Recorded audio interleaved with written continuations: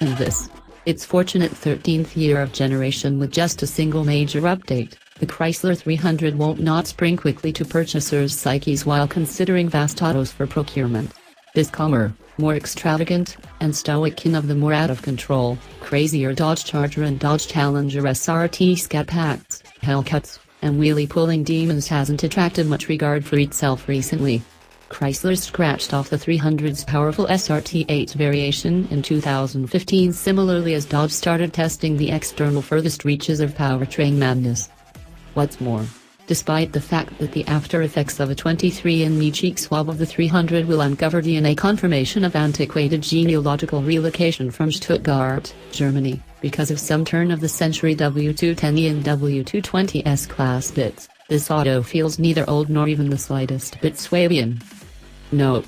This present infant's altogether made up with Detroit swagger, on account of its solid, strong shoulders, noticeable wheel curves sufficiently filled by huge haggles, and limited nursery openings that nearly appear to be intended to manage the cost of insurance from stray gunfire originating from Slim Shady's hood south of 8 Mile Road. In spite of the fact that the plan was refined a bit for 2011, despite everything it struts with a certainty that has helped arrive at featuring parts in various hip-jump music recordings and no less than one tune-verse reference, always observe a Jew for what you could have been, ever since you met me, like when Chrysler made that one auto that looked simply like the Bentley Drake. Keep the family close, 2016.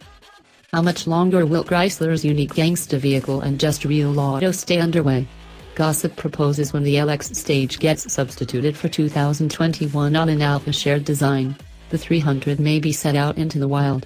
That is miserable, together with the Charger.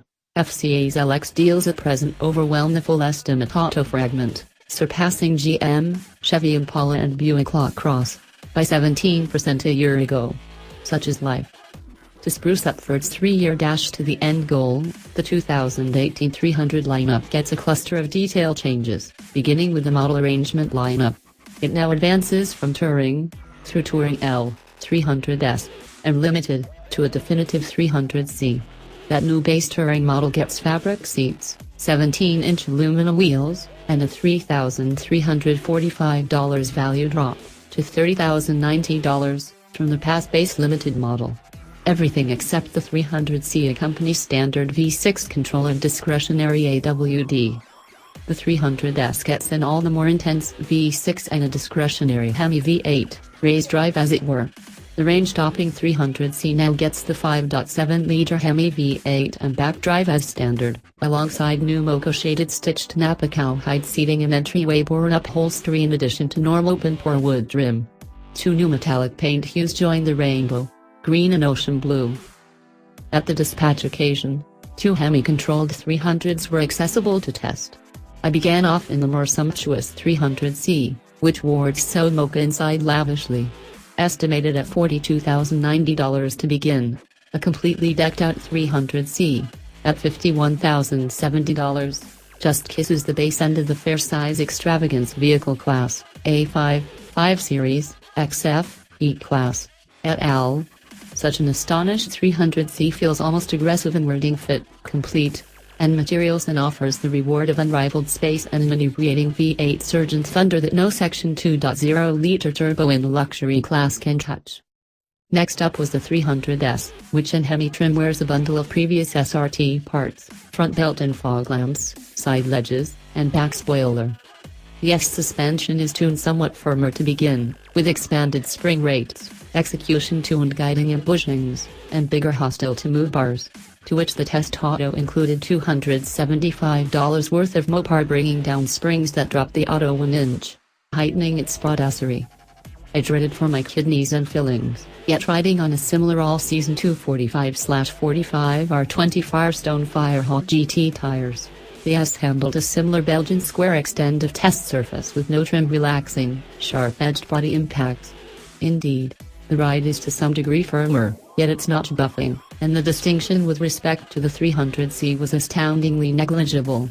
The distinction in body move amid cornering was also negligible, with the 2 variations controlling slender about and one ought to expect for a huge extravagance vehicle.